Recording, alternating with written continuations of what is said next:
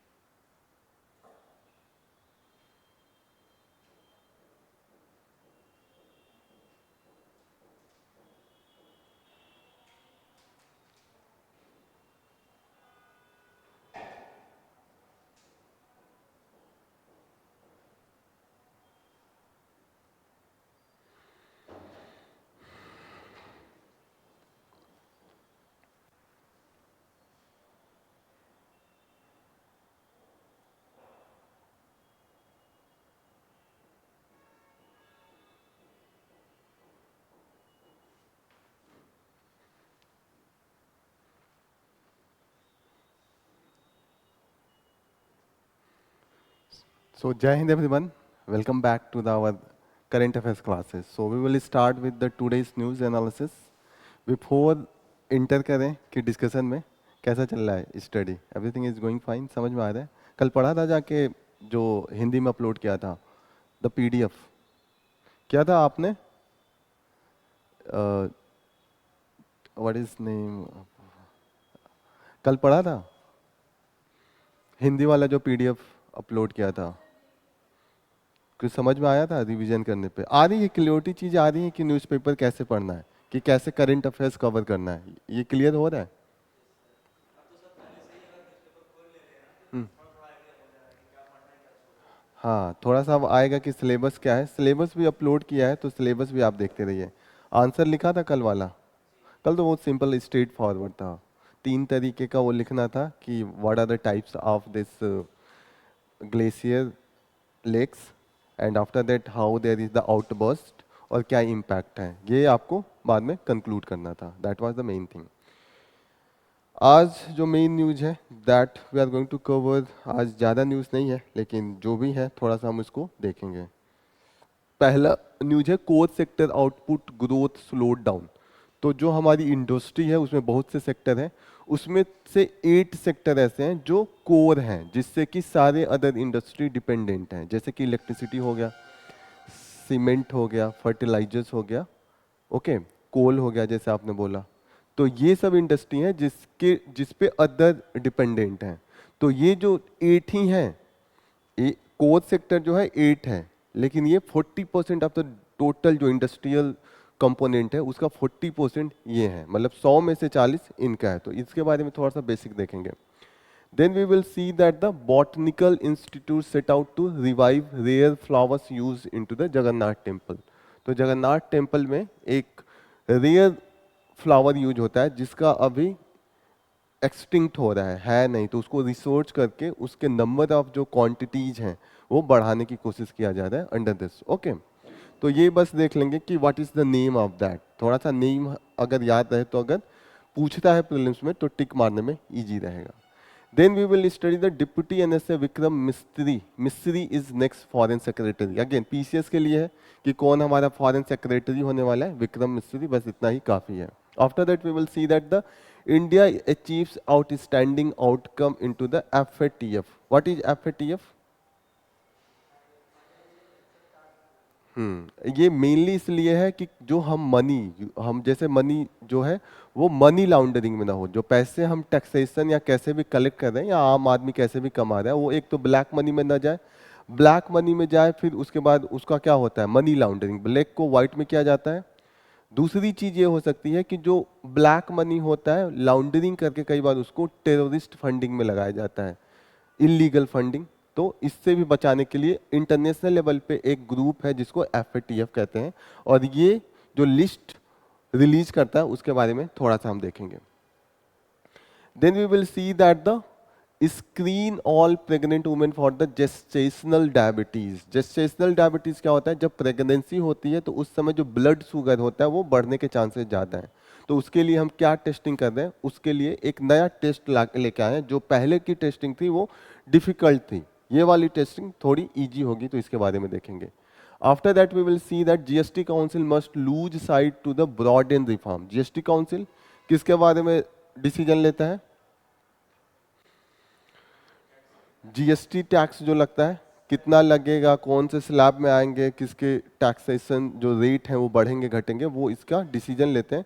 तो थोड़ा सा इसका अगेन बेसिक्स देखेंगे कि इसमें कौन होता है, कैसे इसका डिसीजन लिया जाता है, और अभी जो डिसीजन है वो क्या लिया गया है। ओके, नेक्स्ट जो न्यूज होगा, अगेन जो ये है जीएस पेपर 3 का हो जाएगा। पीछे वाला जो हमने देखा ये हेल्थ सेक्टर से होगा, जीएस पेपर 2। इसके पहले जो हमने देखा कि FATF, again GS paper 3 money laundering. Money laundering internal security का एक पार्ट है, अभी मैं ओपन करके दिखा दूंगा। ओके, ये सिंपल पीसीएस का हो गया, ये इन्वायरमेंट का हो गया। Clear? Kenya must find a way to service its debt without the punishing its people. Kenya में ऐसा है कि केन्या बीच में मुफ्त की सब्सिडीज बहुत दे रहा था अपने लोगों को। अब आप जब मुफ्त में चीजें बांटना स्टार्ट कर देते हैं, गवर्नमेंट है, गवर्नमेंट तो खुद कमाती नहीं है। मोदी जी चाहे तो कुछ भी सब्सिडी दे सकते हैं, लेकिन मोदी जी ऐसा थोड़ी कमाते हैं, वो कहाँ से पैसे लाते हैं? जो टैक्स हम लोग हम आप देते हैं वही तो टैक्स उनके पास जाता है। तो टैक्स का काम दो चीज में हो सकता है। एक हो सकता है कि आप उस टैक्स को लेके वापस लोगों के लिए रोड बनाएं, वापस लोगों के लिए ब्रिज बनाएं, वापस लोगों के लिए इंफ्रास्ट्रक्चर क्रिएट करें, जैसे कि आप कनाल क्रिएट करें या आप पोर्ट डेवलप करें। तो इससे क्या होगा, बिजनेस बढ़ता है तो और आगे जाता है। दूसरा ऑप्शन है कि वो पैसा लेके आप वापस लोगों में फ्री में मुफ्त में बांट लें, तो लोगों में मुफ्त खोरी स्टार्ट हो जाता है। बिना मेहनत किए खाने की जो आदत है, that is not good for the trade and the economy of the state. उससे लोगों को तो मजा आएगा, आप किसी को भी बैठ के आप खिलाइएगा तो लोगों को मजा आएगा, लेकिन लॉन्ग टर्म इकोनॉमी अच्छा नहीं होता है। तो ये मैं एक केन्या के केस में है, केन्या ने खूब सब्सिडी बीच में बांटा, बीच में ये हो गया कि इसकी इकोनॉमी क्रैश कर गई। अब क्रैश कर गई तो क्या है, पैसे इनको चाहिए, तो अगेन टैक्स बढ़ाएंगे, तो टैक्स बढ़ा दिया, टैक्स बियॉन्ड द लिमिट चला गया, तो वहां पे विरोध हो रहा है। तो यही है मेन इस न्यूज में, बस हम इसको देखेंगे कि क्या मेन है। Okay, then we will see that the promised land. Promised land की बात हो रही है कि आंध्र प्रदेश में उसके कैपिटल को लेकर बड़ा मुद्दा हुआ है। उसमें है कि पिछली जो गवर्नमेंट आई थी, जो स्टार्टिंग की, जब आंध्र प्रदेश और तेलंगाना दो स्टेट सेपरेट कर दिए गए थे आंध्र प्रदेश से। अब आंध्र प्रदेश का जो 10 साल के लिए कैपिटल दिया गया था, क्या दिया गया था? अमरावती नहीं, 10 साल के लिए बोला गया हैदराबाद आप को यूज कीजिए, 10 साल बाद आप नया कर लीजिएगा। जैसे आपने कहा अमरावती, तो पहला जो गवर्नमेंट आया था वो बोला कि अमरावती को करेंगे, लेकिन बाद में जो जगन मोहन रेड्डी की गवर्नमेंट आई, उन्होंने कहा कि हम एक कैपिटल नहीं बनाएंगे, हम 3 कैपिटल बना देते हैं। एक तो अमरावती, दूसरा वेरी गुड, और तीसरा कुरनूल।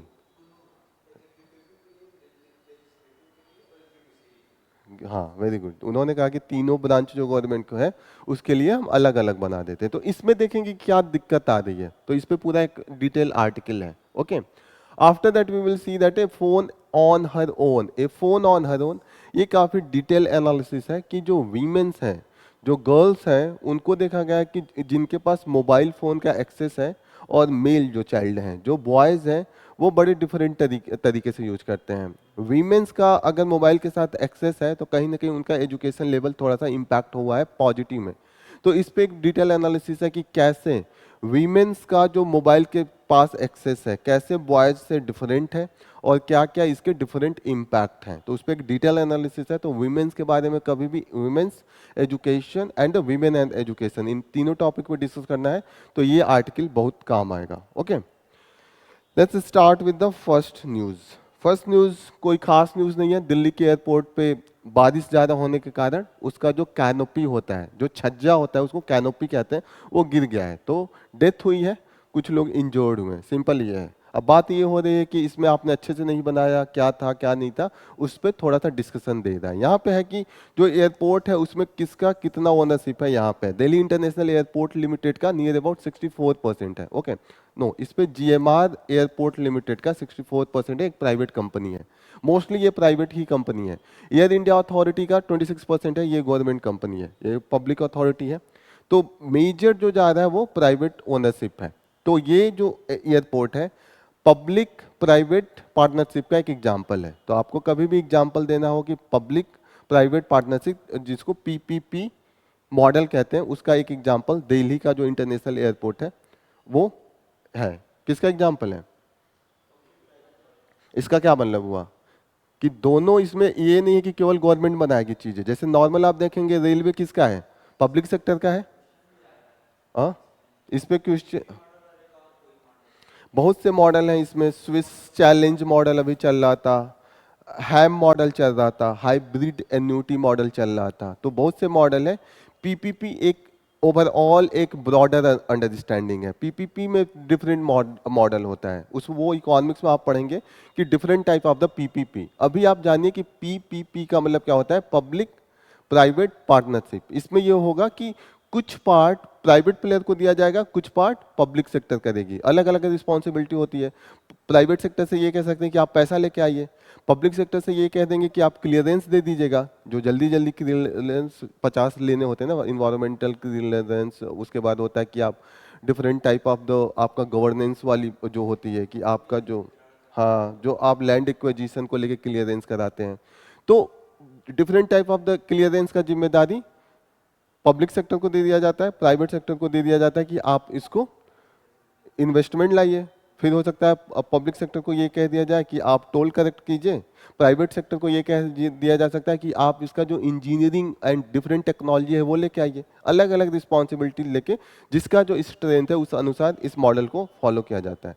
बस इसमें इतना ही जानने के लिए जरूरी है। आप इकोनॉमिक्स में इसको बहुत डिटेल में पढ़ेंगे, इसमें पूरा 3 घंटे का लेक्चर होगा कि different model how it's operate, तो किसके क्या बेनिफिट होते हैं वो बाद में पढ़ेंगे। अभी सिर्फ बेसिक क्लियर है ना। सेकेंड न्यूज है कि core sector output growth slowed down to 6.3%। तो जो कोर सेक्टर का ग्रोथ है, कोर सेक्टर क्या है? इंडस्ट्री है। इंडस्ट्री में बहुत से सेक्टर हैं। फार्मास्यूटिकल इंडस्ट्री हो सकता है, अपैरेल हो सकता है, लेदर इंडस्ट्री हो सकता है, होता है ना बहुत से इंडस्ट्री। उसमें कोर सेक्टर एक है। कोर सेक्टर जो है वो 8 इंडस्ट्री हैं, और वो 8 industry 40% of the total 100% industrial जो सेगमेंट है उसके 40% को वो रिप्रेजेंट करते हैं।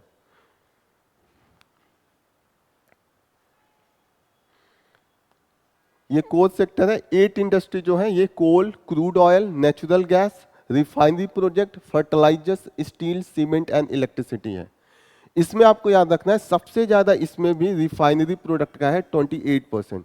जनरली हमको लगेगा कि वो कोल है या सीमेंट है, हमें लगता है सीमेंट से सब कुछ बनता है, लेकिन जो सबसे ज्यादा सेगमेंट है वो रिफाइनरी प्रोडक्ट का होता है। इसका ये इम्पैक्ट होगा कि जब भी इसमें जैसे इंडस्ट्री में इम्पैक्ट आएगा तो ये कोर इंडस्ट्री उसको बचा लेते हैं। मतलब अगर इनका ग्रोथ अच्छा है तो ओवरऑल इंडस्ट्रियल ग्रोथ अच्छा होगा, और इनका ग्रोथ अगर अच्छा नहीं है तो ओवरऑल इंडस्ट्री का ग्रोथ निगेटिवली इम्पैक्ट होगा। तो इसको एक तरीके से सबसे ज्यादा को आप नोट कर सकते हैं कि सबसे ज्यादा रिफाइनरी है और दूसरे पे इलेक्ट्रिसिटी है, और सबसे कम में कौन है? सीमेंट एंड फर्टिलाइजर्स है। फर्टिलाइजर सबसे डाउन पे आ जाएगा और उसके पहले सीमेंट आ जाएगा। जनरली यूपीएससी पूछ सकता है कि कौन से किसका सेगमेंट सबसे ज्यादा है। तो क्लियर हो रहा है क्या है कोर इंडस्ट्री? आप बताइए कोर इंडस्ट्री क्या है, कोर सेक्टर?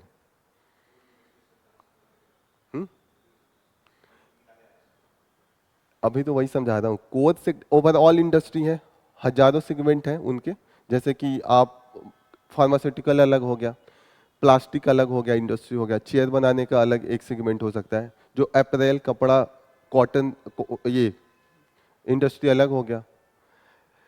इसमें ओवरऑल जो अलग अलग है वो 1%, आधा परसेंट, 0.23% हो सकते हैं, लेकिन जो मैक्सिमम रिप्रेजेंटेशन है वो 8 सेगमेंट का है। Coal, crude oil, natural gas, refinery, fertilisers, steels, cement and the electricity. ये सिर्फ 8 मिलके टोटल जो हमारे आप आसपास जितने भी देखते हैं इंडस्ट्रियल प्रोडक्शन है ना, ग्लास प्रोडक्शन ये हो गया, देख के लग रहा है, इलेक्ट्रॉनिक्स का सामान ये सब दिख रहा है, तो ये भी एक इंडस्ट्री हो गया। डिफरेंट इंडस्ट्री होने के बावजूद जो ये 8 हैं ये 40% ऑफ द टोटल इंडस्ट्री को रिप्रेजेंट करते हैं। इन पे अगर पॉजिटिव इंपैक्ट आता है तो ओवरऑल जो इंडस्ट्री पे इंपैक्ट आता है वो पॉजिटिव आता है, इन पे अगर निगेटिव आता है तो वो निगेटिव आता है। क्लियर? और एक ये 8 इंडस्ट्री का एक तरीके से आप ज्यादा से बढ़ने से घटने वाले क्रम में आप लिख सकते हैं। पहले पे रिफाइनरी, दूसरे पे इलेक्ट्रिसिटी, तीसरे पे कौन है? स्टील, चौथे पे कौन है? क्रूड ऑयल, कोल, कोल के बाद crude oil, after that natural gas, natural gas के बाद सीमेंट एंड लास्ट में फर्टिलाइजर है। क्लियर हो रहा है ना? इसमें हमने देखा है कि अभी जो है निगेटिव इंपैक्ट आया है, थोड़ा सा निगेटिव इंपैक्ट आया। क्यों? एक रीजन है कि जो जनरल इलेक्शन थे डिफरेंट फेज में, तो थोड़ा सा इंडस्ट्रियल वर्क रोक दिया जाता है। जनरली तो गवर्नमेंट की डिसीजन है वो स्लो हो जाती है। मॉडल कोड ऑफ कंडक्ट आपने पढ़ा होगा कि मॉडल कोड ऑफ कंडक्ट लगा देते हैं। हीट वेव का इंपैक्ट था, तो दो ये मेजर कॉज थे। हीट वेव का वैसे इलेक्ट्रिसिटी पे एक तरीके से पॉजिटिव इंपैक्ट था, क्योंकि हीट जब बढ़ रहा था ओवरऑल तो लोगों ने एसी ज़्यादा चलाया, एसी ज़्यादा चलाया तो इलेक्ट्रिसिटी का डिमांड ज़्यादा था और कोल का कंजप्शन बढ़ गया था। लेकिन ओवरऑल अदर इंडस्ट्री पे लोगों ने खेती करना बंद कर दिया, तो फर्टिलाइजर का यूज कम हो जाएगा। अदर इंडस्ट्री में सीमेंट का यूज होता है, जैसे कंस्ट्रक्शन का बंद हो गया था तो जो सीमेंट इंडस्ट्री पे निगेटिव इंपैक्ट आया था। समझ में आ रहा है? कोल एंड इलेक्ट्रिसिटी पे एक तरीके से हीट वेव का पॉजिटिव इंपैक्ट था, लेकिन ओवरऑल जो और इंडस्ट्री में उनका डिमांड था वो घट गया था। तो ओवरऑल जो डिमांड है इंडस्ट्री का, कोल सेक्टर का, वो घटा है। ओवरऑल ले तो 6.3% लास्ट जो क्वार्टर था उसमें कम हुआ है। Clear? Next news political news है। इसमें हेमंत सोरेन जो प्रीवियस चीफ मिनिस्टर थे उनको रिलीज कर दिया है, तो ये कुछ खास नहीं है। मनी लॉन्ड्रिंग एक्ट, जो prevention of money laundering act है, वो हम आगे कभी पढ़ेंगे। इसमें ये है कि इस एक्ट के द्वारा, अगेन जैसे मैंने एक बार डिस्कस किया था कि यूएपीए है और आसपा था, कठिन लॉ था। अगेन मनी लॉन्ड्रिंग का केस भी एक तरीके से थोड़ा कठिन माना जाता है, बेल मिलना इसमें भी थोड़ा सा कठिन हो जाता है, तो इसलिए ये थोड़ा सा रहता है न्यूज में।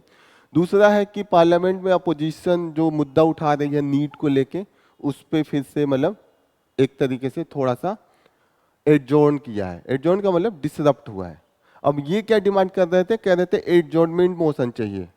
अभी कल हम लोगों ने एडजॉर्नमेंट मोशन पढ़ा था। एडजॉर्नमेंट मोशन क्यों लाया जाता है? हाँ, कोई सडनली कोई इश्यू हो गया नेशनल लेवल पे, अब उसको डिस्कशन कराना है, तो इसमें क्या हम लोगों ने पढ़ा था, जो नॉर्मल बिजनेस होता है, जो नॉर्मल डिस्कशन चल रहा होता है, उसको रोक दिया जाता है। और जो मुद्दा पास होगा, जैसे नीट के मुद्दे पे ये लोग कह रहे हैं, काफी अच्छा एग्जांपल है। आप लोग कंफ्यूज होंगे कि क्या है ये एडजॉर्नमेंट मोशन। अगर नीट के मुद्दे पे एडजॉर्नमेंट मोशन आ गया तो सिर्फ नीट का डिस्कशन होगा 2.5 घंटा, कि कैसे हुआ, कौन लोग इन्वॉल्व थे। तो कहीं ना कहीं गवर्नमेंट का फेल्योर सेंसोर दिखाता है कि गवर्नमेंट किसी मुद्दे पे फेल होती है, तभी तो वो मुद्दा डिस्कशन के लिए लाया जाता है। अब नीट लाया जाएगा तो कहीं ना कहीं यहाँ पे पेपर लीक हुआ है, गवर्नमेंट क्या चाहेगी कि ये मुद्दा नहीं डिस्कस हो। आर यू गेटिंग ना? कहीं ना कहीं ऐसे एडजॉर्नमेंट मोशन जो होता है गवर्नमेंट विरोध करती है और हमेशा अपोजिशन की तरफ से होता है, और ये एक तरीके से गवर्नमेंट को सेंसोर करता है। सेंसोर का मतलब होता है कि उनको क्रिटिसाइज करना, बुरी तरीके से क्रिटिसाइज करना, that is the censure motion. Clear? समझ में आ रहा है? क्या इसको हम लोगों ने पढ़ा था? इसके लिए मिनिमम कितने एमपीज का सपोर्ट होना चाहिए? कल पढ़ा था 50 होना चाहिए, 50, क्योंकि सारा कुछ आप रोक के ये डिस्कस करेंगे तो कहीं ना कहीं एक तरीके से एक स्पेशल सपोर्ट के तहत आना चाहिए। तो 50 जो एमपी हैं उनका सपोर्ट चाहिए। और क्या कंडीशन था कि किस कंडीशन में ये नहीं लाया जा सकता है? जैसे कि इस मुद्दे पे पहले से कोई डिस्कशन ना हो। दूसरी चीज कि सेम मुद्दे पे वो जुडिशरी में केस नहीं दायर हो। हाँ, कि वहां पे ये नहीं कि वहां पे केस चल रहा है आप अलग से सुनवाई कर रहे हैं, तो वो सेम मुद्दा नहीं लाया जा सकता है। और क्या? ऐसा मुद्दा ना हो जो कि और डिफरेंट टाइप के जो मोशन होते हैं, जैसे प्रिविलेज मोशन होता है, पॉइंट ऑफ ऑर्डर मोशन होता है, ये सब के अंडर में वो न लाया जा सके, तब उसको एडजर्नमेंट मोशन में लाया जाएगा। क्लियर? नेक्स्ट न्यूज, ये सिंपल न्यूज है कि botanical institute set out to revive rare flower use into the Jagannath temple. Jagannath temple में बहुत दिनों से, बहुत बहुत पहले से इन यहाँ पे एक स्पेशल तरीके का रिचुअल्स होता है जिसमें एक पर्टिकुलर फ्लावर का यूज होता है। तो वो फ्लावर अब नहीं मिल पा रहा है, तो उसको इन्होंने, जो हमारे नेशनल लेवल पे बॉटनिकल रिसर्च करते हैं, जो प्लांट एंड अदर इस पे रिसर्च करते हैं, उनसे इन्होंने कॉन्ट्रैक्ट किया है कि इस वाले पर्टिकुलर फ्लावर को मोरिया एंड द दवाना, दयाना स्पीसीज का फ्लावर इसको कहते हैं। तो ये क्यों न्यूज में था, ऐसा प्रीलिम्स में पूछा जा सकता है, सिर्फ प्रीलिम्स के लिए इंपॉर्टेंट है, तो आप ये नोट डाउन कर लें। मोरिया एंड द दवाना, इसको दयाना स्पीसीज फ्लावर कहते हैं। ओके, जगन्नाथ टेम्पल में इसका यूज हो रहा था। क्लियर, मूव करें।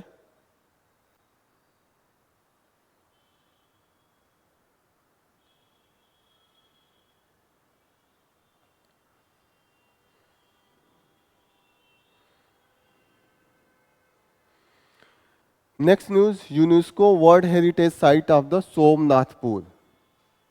सोमनाथपुर कहां पे है? Where is the Somnathpur? Karnataka में। होयलेश्वर टेम्पल के बारे में किसी को पता है? होयलेश्वर टेम्पल,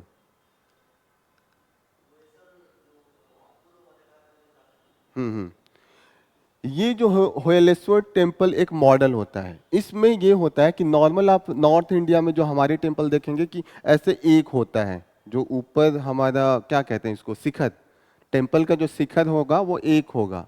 लेकिन होयलेश्वर टेम्पल में एक ही होगा, लेकिन उसके किनारे किनारे जो डिजाइन होती है वो बहुत इंट्रिकेट होती है, सिंपल नहीं होती है। आप देखिएगा कि छोटा छोटा इस पे या तो स्कल्पचर बना होता है डिटीज का, भगवान लोगों का, या तो किसी म्यूजिशियन का, ओके, या तो किसी पशु पक्षी का, और वो बहुत सुंदर बना होता है। तो होयलेश्वर जो टेम्पल एक अलग तरीके का आर्किटेक्चर स्टाइल है, उसकी ये खासियत होती है। ओके, और इसमें नंबर्स ऑफ ये जो उसके किनारे किनारे होंगे वो मल्टीपल होंगे, तो इसको हम वर्ल्ड यूनेस्को हेरिटेज साइट में ये आता है। इसके मेन डिटीज कौन कौन है? केशव, जनार्दन एंड वेणुगोपाल। और इसका कंस्ट्रक्शन किस पीरियड में हुआ था? नियर अबाउट 1268 सी में हुआ था।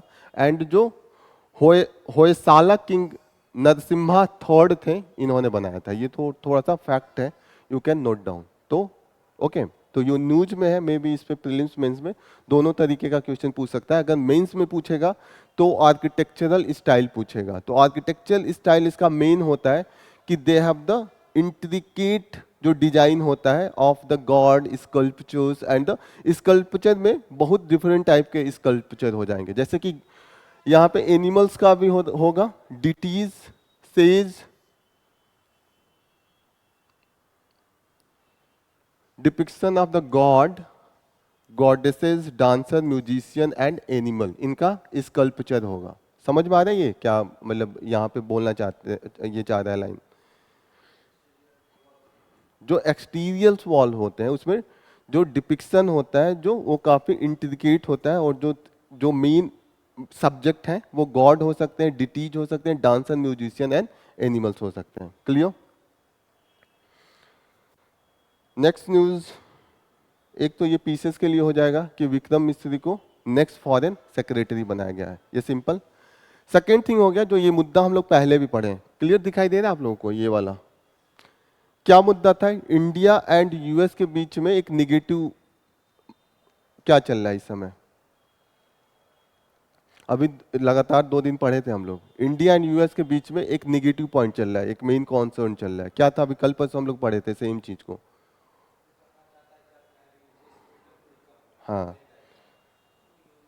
यूएस ने एक रिपोर्ट दिया है, वहां पे इंडिया का जो यहाँ की माइनॉरिटी है उनके प्रति यहाँ की जो गवर्नमेंट एजेंसीज है, यहाँ ओवरऑल जो यहाँ पे उनके राइट्स की बात हो रही है, कहा जा रहा है कि निगेटिवली इम्पैक्ट कर रहे हैं। मतलब हेट स्पीचेज बढ़ी हैं, गवर्नमेंट का जो डिसीजन है, गवर्नमेंट का जो रूल्स है, या गवर्नमेंट के जो भी पॉलिसीज हैं, कहीं ना कहीं माइनॉरिटी फ्रेंडली नहीं रहे, ऐसा वो बोल रहे हैं।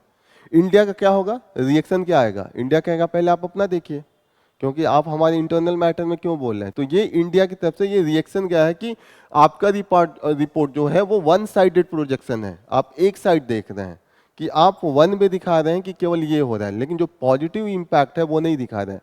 हम पॉजिटिवली सेक्युलर एक तरीके से माइनॉरिटी के लिए भी बहुत पॉजिटिव पॉलिसी लेके आ रहे हैं, तो ये कहने की ये सब इग्नोर हो रहा है, दैट इज नॉट गुड। इन्होंने कहा कि सेलेक्टिव पिक्ड इंसिडेंट है, कि आपने कुछ कुछ इंसिडेंट को तो लेके दिखा दिया कि कहीं मानिए घटना हुआ लिंचिंग को, तो आपने ये तो बता दिया, लेकिन कहीं कहीं पे गवर्नमेंट सपोर्ट में आई है, पुलिस एंड आर्मी सपोर्ट में आई है, तो वो आप नहीं दिखा रहे। ये इंडिया का स्टैंड है। क्लियर?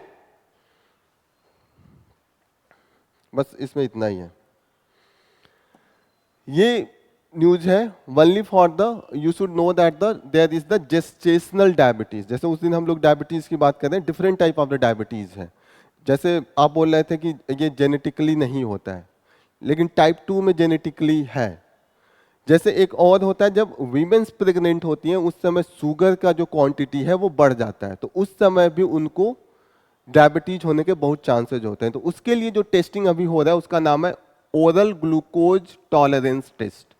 इसमें दिक्कत यह है कि काफी टाइम कंज्यूमिंग है। वीमेंस को जब लेना होता है तो उसके लिए उन्हें कई घंटे फास्ट रहना पड़ता है, मतलब भूखे पेट रहना पड़ता है, उसके बाद उसका फॉलोअप कई बार करना पड़ता है। तो ऐसे केस में जो दूर दराज की महिला है उनको एक तो फास्टिंग करके 4 घंटे 5 घंटे लगा के शहर में आना पड़ेगा, उसके बाद उतना देर फास्टिंग करनी पड़ेगी, तो कहीं ना कहीं इससे वो कर नहीं पाती हैं, उनसे छूट जाता है। तो जो जेस्टेशनल शुगर है, डायबिटीज है, उसकी नंबर्स बढ़ रहे थे, तो उसके लिए एक अल्टरनेट लेके आए हैं जिसका नाम है HbA1c टेस्ट। और इसमें है कि सिर्फ ब्लड का एक बूंद लेके अगेन वो टेस्ट करके बता देंगे कि कैसा उसका मतलब लेवल है, उसके बाद वो उसी अनुसार जो मेडिकेशन होगा वो स्टार्ट करेंगे। क्लियर? तो बस ये जानिए कि अभी जो चल रहा है ओरल ग्लूकोज टॉलरेंस टेस्ट, अगर पूछेगा तो वो किससे रिलेटेड है? जेस्टेशनल डायबिटीज से रिलेटेड है, ये क्लियर होना चाहिए। और जो नया टेस्टिंग आया है HbA1c है, बस इतना प्रीलिम्स में पूछ सकता है। क्लियर? वन डे एग्जामिनेशन में भी ये सब चीजें पूछी जा सकती हैं। नेक्स्ट न्यूज ये लिख लिया।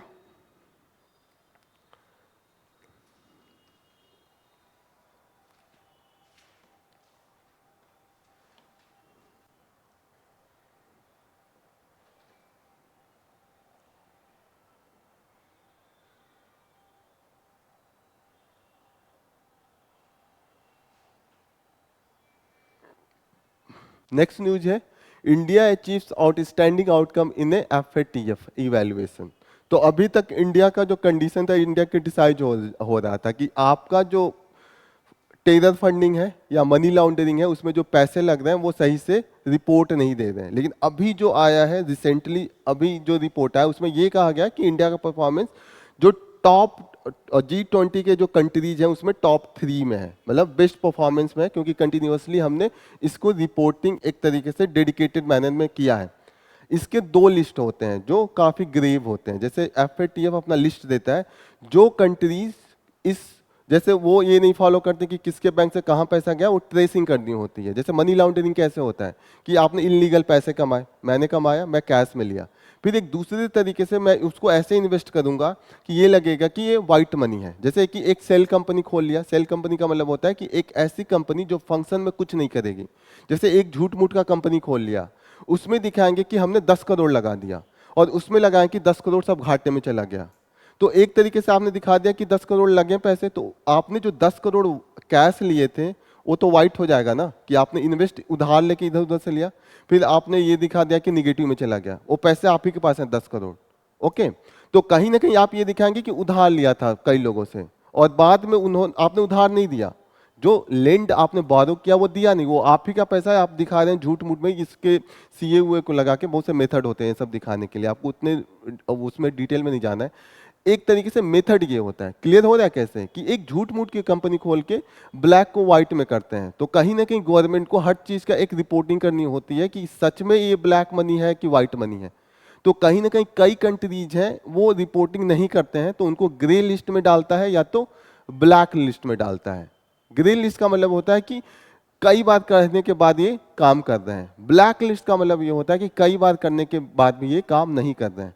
खासकर इसमें थोड़ा बायसनेस भी देखा जाता है, यूएस से डोमिनेटेड है, तो यूएस के अगेंस्ट में जो जो कंट्री है वही खासकर ब्लैक लिस्ट में रहती है। जैसे कि ईरान को डाल के रखा है, नॉर्थ कोरिया को ब्लैक लिस्ट में डाल के रखा है, पाकिस्तान ब्लैक से अब ग्रे में आ गया है।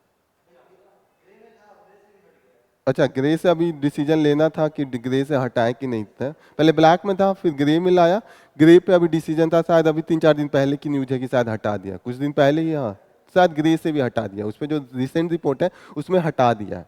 तो दूसरी चीज होती है कि टेरर फिनेंसिंग, की टेरर फिनेंसिंग जैसे कि बहुत से टेररिस्ट ग्रुप होते हैं वो वहाँ की कंट्रीज में वो पॉलिटिकल ग्रुप के रूप में काम करते हैं। जैसे कि लश्कर ए तैयबा है तो उन लोगों का पार्टी होता है, वो लोग पूरा इलेक्शन लड़ते हैं, लेकिन एक तरीके से जब वो टेरर एक्टिविटीज में रहते हैं तो कहीं ना कहीं उस कंट्रीज का ये रिस्पॉन्सिबिलिटी है कि उनकी जो बैंक अकाउंट है उसको फ्रीज करें। तो वो कंपनी अगर नहीं करती है, ये वो गवर्नमेंट या वो कंट्री नहीं करती है, जैसे कि ईरान के केस में क्यों करा कि हिजबुल्लाह को लेके था, और भी जो सपोर्टिंग थी हौतीज हैं, तो कहीं ना कहीं ईरान का सपोर्ट था तो इसलिए उनको ब्लैक में करा।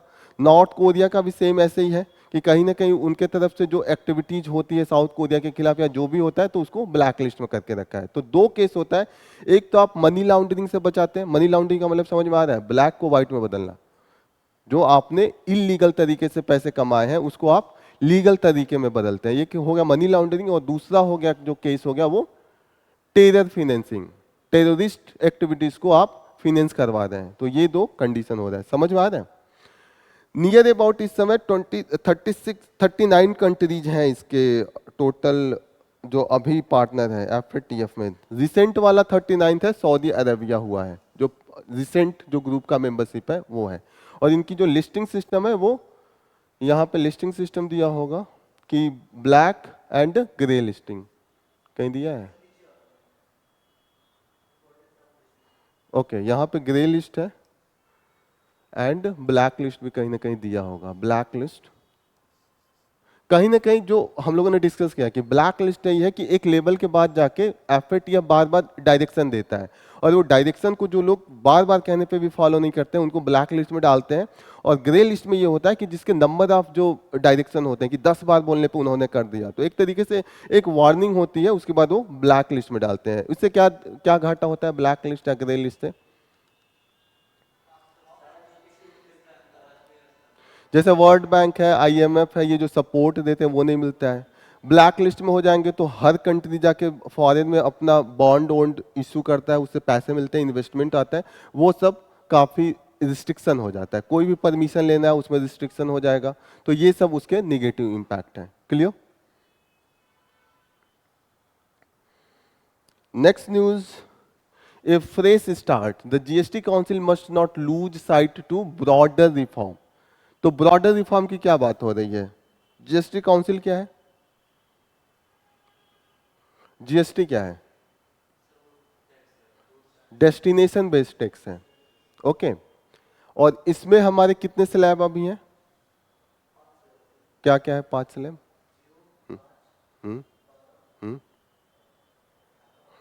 वेरी गुड, 5 स्लैब अभी है और एक एग्जेम्पशन है कि उसको एग्जेम्प्ट किया है। तो अभी रिफॉर्म की बातें हो रही है। रिफॉर्म का मतलब क्या होता है कि उसमें सुधार किया जाए, हर सिस्टम को सुधार करने की जरूरत होती है। तो अभी ये बोल रहे हैं कि अभी जो ये स्लैब है वो रेशनल नहीं है, आप अपना जैसे कि इरेशनल तरीके से आपने कहीं पे लगाया है, और जो डिफिनीशन बना के रखा है वो कहीं ना कहीं कंफ्यूजिंग है। जैसे एक एग्जांपल इन्होंने लिया है कि कंफ्यूजन है with respect to the difference on the material and the technology. जैसे आपने कहा कि मिल्क पैकेजिंग होगा, तो आप कह रहे हैं कि 5% लगेगा कि अगर प्लास्टिक से पैकेज्ड है, फिर आप कह रहे हैं 12% लगेगा अगर वो कॉटन से वो पैक्ड है। जो गत्ता होता है वो नहीं होता है, एक थोड़ा सा हार्ड होते हैं, तो उससे पैकेट है, वो आप कह रहे हैं कि उस पर 12% होगा। फिर आप कहेंगे टेक्नोलॉजी से, किस टेक्नोलॉजी से पॉस्चराइज किया गया है उसको लेकर डिफरेंट टाइप का आपका टैक्स हो जाएगा। तो कहीं ना कहीं थोड़ा रिफॉर्म इन्होंने किया, इन्होंने कहा कि अब 12% लगेगा, पहले डिफरेंट था। जैसे कि मिल्क पैकेज है and milk can solar cookers है, इन पे टेक्नोलॉजी के हिसाब से एंड पैकेजिंग के हिसाब से अलग अलग टैक्स लगा के रखा है। अब मैं जा रहा हूँ मिल्क खरीदने, अब मैं केन वाला खरीदूं या ये पेपर वाला खरीदूं या प्लास्टिक वाला खरीदूं, मैं तो मिल्क खरीदने जा रहा हूँ ना, मेरा मेन पर्पज है for the buying A milk. अब आप मुझे एक बार 5% लगाए, एक बार 12% लगाए और एक बार आप 18% लगाए, तो कहीं ना कहीं कंफ्यूजन क्रिएट करेगा ना कंज्यूमर के भी माइंड में और जो प्रोड्यूस करेगा उसके भी माइंड में। तो कहीं ना कहीं इसको रिफॉर्म करने की बात हुई रही, तो धीरे धीरे रिफॉर्म कर रहे हैं, अभी 12% लेके आए हैं। कौन इलेक्ट्रिसिटी जीएसटी में है कि नहीं है?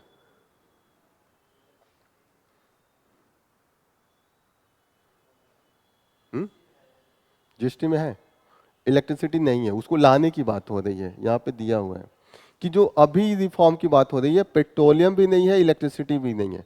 पेट्रोलियम खासकर जो स्टेट गवर्नमेंट थी वो बहुत विरोध कर रही थी कि उस पर उनको अच्छा खासा टैक्स मिलता है।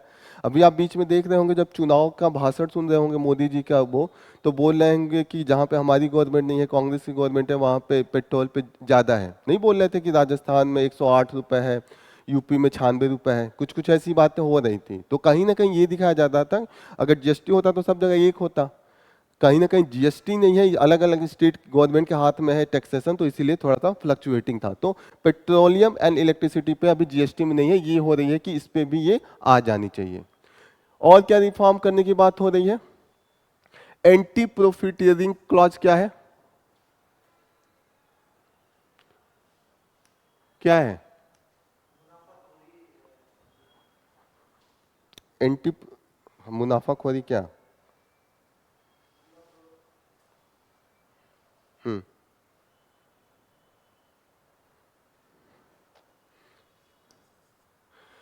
जैसे नॉर्मल क्या होता है कि जीएसटी सरकार ने घटा दिया, जीएसटी सरकार ने घटा दिया, अब क्या होगा कंपनी को जैसे इस पेन पे 100 रुपए था, 100 रुपए का पेन है, इस पे 18% जीएसटी था तो 18 रुपए था। अब गवर्नमेंट ने क्या किया, इसको 5% कर दिया। अगले वाले में जब इनकी मीटिंग हुई इन्होंने कहा 5% हो गया। तो अब क्या है कि जब ये जो सेलर है, मैं दुकानदार हूं, मैं पुराना ही इस पे जो रेट लिखा है उसी के अनुसार ले रहा हूँ 18 रुपए, तो कहीं ना कहीं जो कंज्यूमर है उसको जो फायदा होना चाहिए वो नहीं होता है, वो लोग लेट से करते हैं। जो सेलर होता है वो बहुत देर से जाके ये 18 से 5 करता है, लेकिन जो महंगा होता है वो तुरंत बढ़ा देते हैं।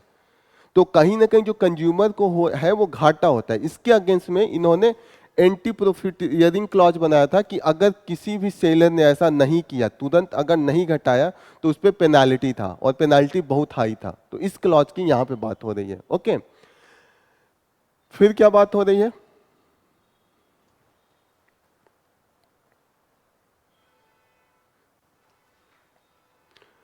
जो नेक्स्ट काउंसिल मीटिंग है, अभी इन्होंने कई एरिया पे डिस्कशन की बात की थी। जैसे लास्ट टाइम हमने डिस्कस किया था तो क्या बात किया था कि किस चीज पे इन्होंने रिड्यूस किया था, एग्जेम्प्ट किया था, किसी एक चीज पे मैंने बताया था एग्जेम्प्ट किया था।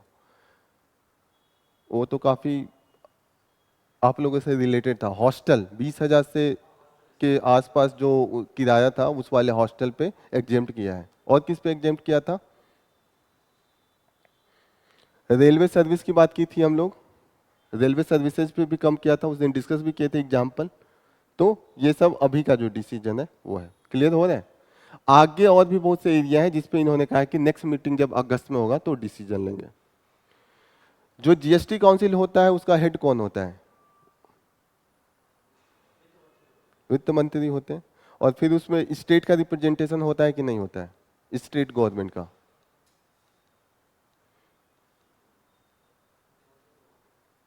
स्टेट गवर्नमेंट का होता है, स्टेट गवर्नमेंट का भी रिप्रेजेंटेशन होता है। ये फेडरल बॉडी है जिसमें दोनों का है। यूनियन टेरिटरीज, यूटीज, यूटीज का होता है।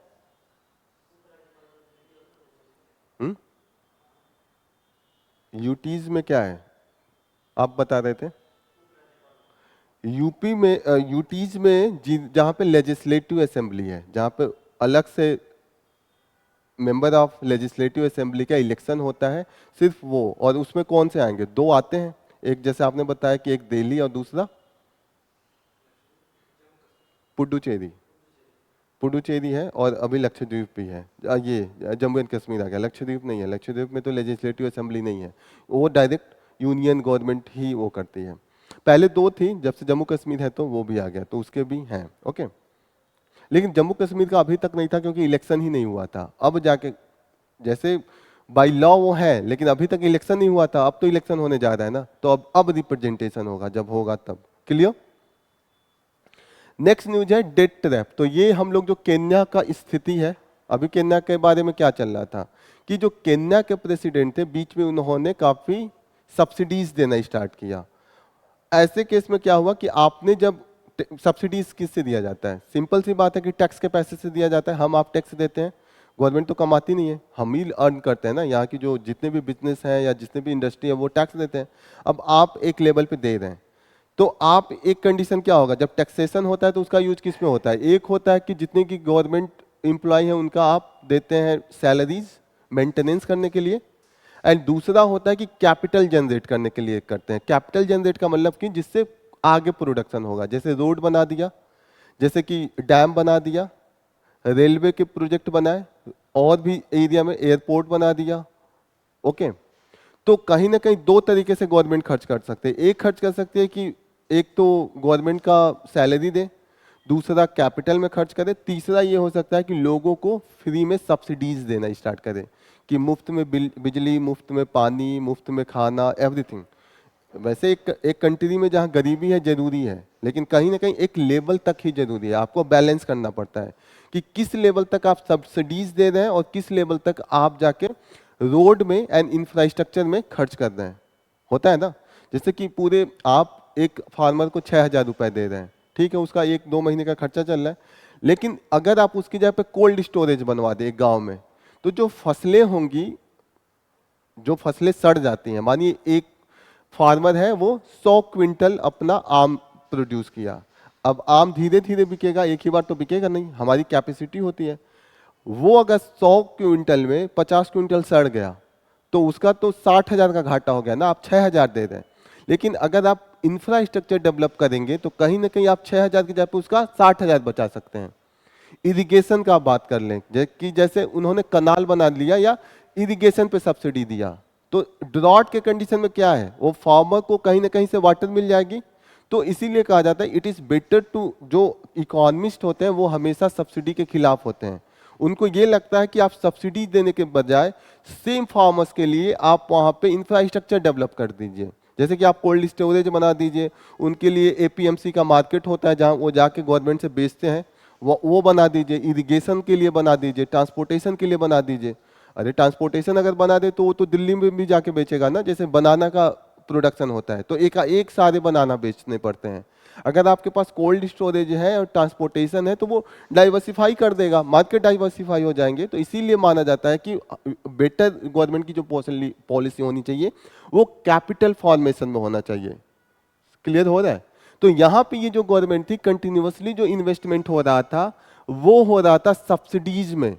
जैसे यहाँ पे क्या था कि पहले हमने फूड फूड सिक्योरिटी एक्ट लाया, फिर बोला कि हम 5 किलो क्या देंगे, क्या देने वाले थे, राइस, सीरियल्स एंड व्हीट, 3 चीजें थी।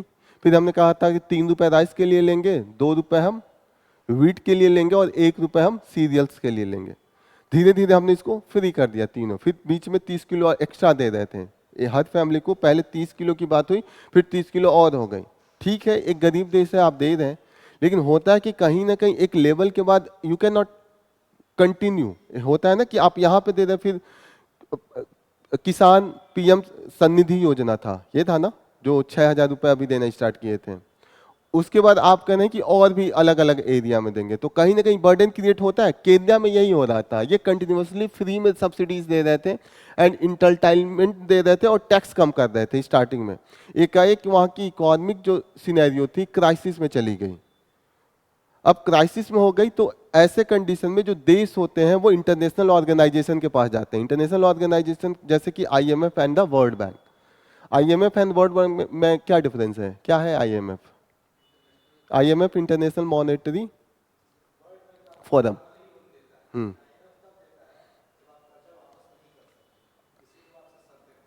हम्म मेन डिफरेंस ये होता है कि आईएमएफ है, आईएमएफ आरबीआई के जैसे है कि ओवरऑल जो हमारी इकोनॉमी है उसकी स्टेबिलिटी की बात करता है कि ज़्यादा इन्फ्लेशन नहीं हो तो तुरंत वो रेपो रेट बढ़ा देते हैं। कहीं पे ज़्यादा इंडस्ट्री में घाटा ना हो तो रेपो रेट कम कर देंगे कि इंडस्ट्री को पैसा मिले, तो इकोनॉमिक स्टेबिलिटी के लिए करते हैं। और इंडिया में जैसे नीति आयोग है, पहले प्लानिंग कमीशन था, ये लोग क्या करते हैं कि डेवलपमेंट के लिए वर्क करते हैं, कि कहीं पे डैम बनवा रहे हैं, कहीं पे इरिगेशन का बनवा रहे हैं, तो ये डेवलपमेंट प्रोजेक्ट देखते हैं। तो वर्ल्ड बैंक जो है वो डेवलपमेंट प्रोजेक्ट देखता है। वो बैंक का बहुत कम काम करता है, लोन देगा लेकिन कहीं ना कहीं डेवलपमेंटल एरिया में देगा, वो फाइनेंशियल इंस्टीट्यूशन से कोई मतलब नहीं होता है। लेकिन जो आईएमएफ है वो बैंकिंग पे ज्यादा ध्यान देता है कि बैंक वहां के कैसे फंक्शन कर रहे हैं, जो स्मूथ ट्रांजेक्शन हो रहा है वो सही हो रहा है कि नहीं, टैक्सेस रेशनल बेसिस पे है कि नहीं, गवर्नमेंट अपनी पॉलिसी कैसे लगा रही है। क्लियर हो रहा है? आईएमएफ जो है वो मॉनेटरी पॉलिसी पे ध्यान देगा, वो डेवलपमेंट में नहीं जाएगा कि कहाँ पे कहीं पे डैम बनवाना है तो कहीं पे कहीं भूखमरी आ गई तो वहां पे इंडस्ट्री भी बनवा देते हैं ये, और कहीं पे अगर जरूरत हो तो और भी एरिया में काम करते हैं। जैसे कि कहीं पे ट्राइबल एरिया है तो वहां पे कुछ ऐसा बनवा देंगे कि इंप्लॉयमेंट जनरेट हो। फॉरेस्टेड एरिया में भी वो लोग काम करते हैं, लेकिन आईएमएफ इन सब एरिया में नहीं काम करता है। वो सिर्फ चेक करता है कि किसी देश की जो बैंकिंग सिस्टम है या गवर्नमेंट की पॉलिसी है वो कहीं ना कहीं अनइकोनॉमिक तो नहीं हो रही है। और in the case of the crisis, जब कभी क्राइसिस होता है तो नेशंस जाएंगी आईएमएफ के पास। आईएमएफ लोन देने के पहले उन पे 10 क्राइटेरिया लगता है कि आप पहले टैक्स सही कीजिए, फिर आप अपनी सब्सिडीज घटाइए, फिर आप इंटरनेशनल लॉ को फॉलो कीजिए। ऐसे ऐसे कंडीशन होते हैं। जैसे इंडिया में 1991 में हम पे कंडीशन रखा गया था, इंडिया की भी क्राइसिस सिचुएशन थी 1991 में, तो हमसे ये कहा गया कि आप जो डिफरेंट इंडस्ट्री में पब्लिक सेक्टर को रखें, जैसे पहले बीएसएनएल टेलीकॉम में सिर्फ एक ही कंपनी थी, गवर्नमेंट की कंपनी थी बीएसएनएल। पहले तो ये हालत थी 1990 के पहले कि स्कूटर, कार, ब्रेड तक गवर्नमेंट बनाती थी।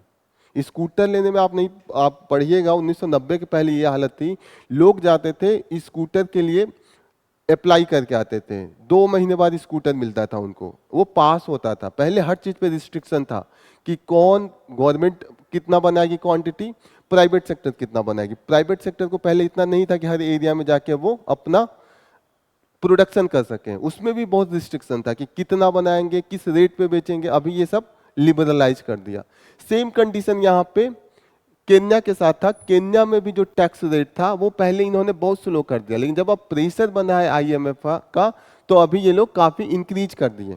अब एक आम जनता को क्या लगेगा, जब तक आप टैक्स कम कर रहे हैं तो अच्छा लगेगा, जिस दिन आपने टैक्स बढ़ा दिया तो क्या होगा, प्रोटेस्ट। प्रोटेस्ट स्टार्ट हो गया केन्या में, तो अभी इन्होंने वापस ले लिया, जो उन्होंने टैक्सेशन लॉ बनाया था उसको वापस लिया है। तो यही केन्या में चल रहा है। क्लियर हो रहा है ये?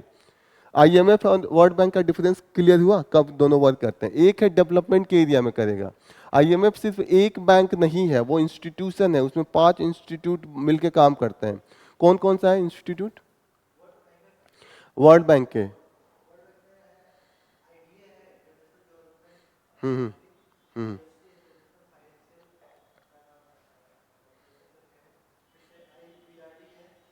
हम्म लिख लीजिए सही।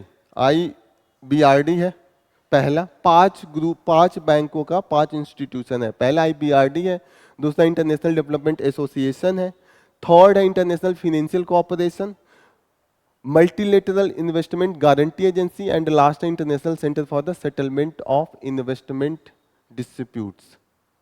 तो इन सारे को मिला के वर्ल्ड बैंक ग्रुप बनता है। वर्ल्ड बैंक कोई एक इंस्टीट्यूट नहीं है, that is the institution of the multiple other groups.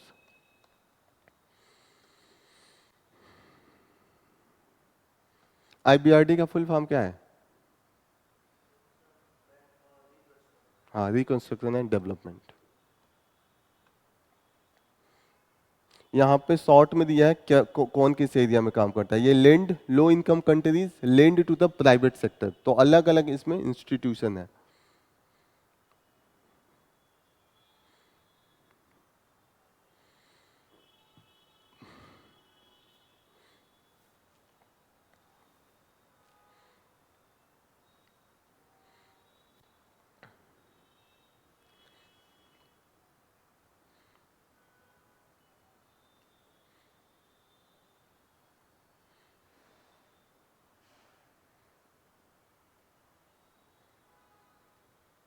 Investment dispute क्या होता है?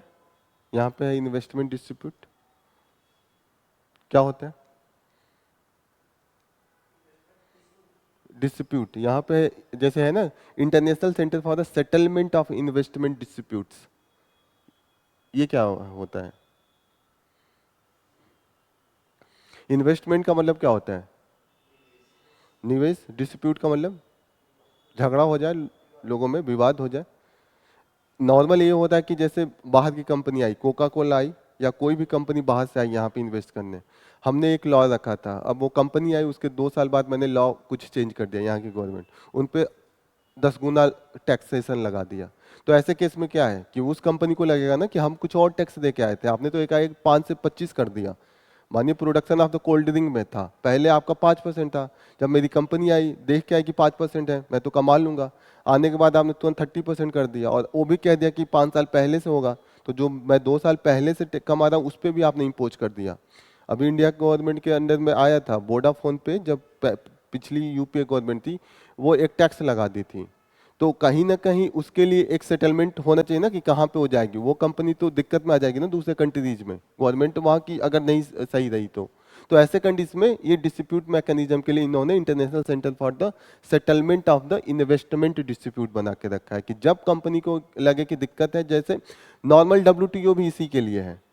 डब्ल्यूटीओ का नाम सुना है, वर्ल्ड ट्रेड ऑर्गेनाइजेशन, वो भी एक तरीके से ट्रेड जो कंट्रीज के बीच में है उस पे है, लेकिन वो है कि ट्रेड एक दूसरे में एक्सपोर्ट इंपोर्ट में है, लेकिन यहाँ पे है कि इन्वेस्टमेंट आप जाके कंपनी उस देश में लगा रहे हैं।